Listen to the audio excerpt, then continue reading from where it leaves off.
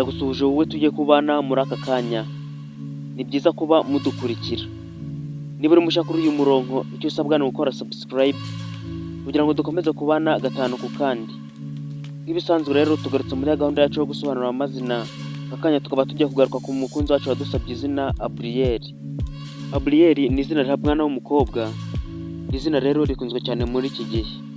Ni izina rikomoka mu Bufaransa, rikaba risobanura Imana ni imbaraga zanjye.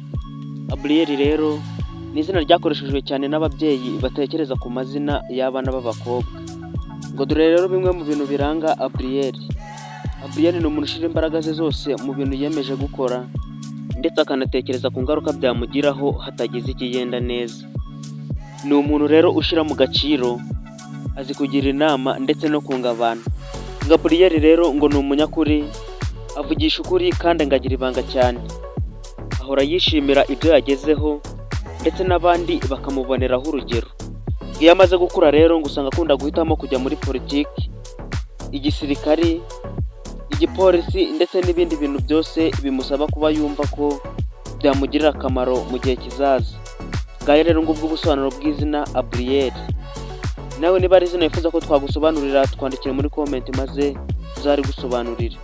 Hagati aho rero ntugende udakoze subscribe, ukore like, utere na comment, ukore no kunzogera kugira ngo ujye ubona ibiganiro byacu mu ba mbere. Ndagushimiye wowe twabanye muri iki kiganiro, urarikira gukurikirana icy'ubutaha. Twari kumwe ndi Mr Felix.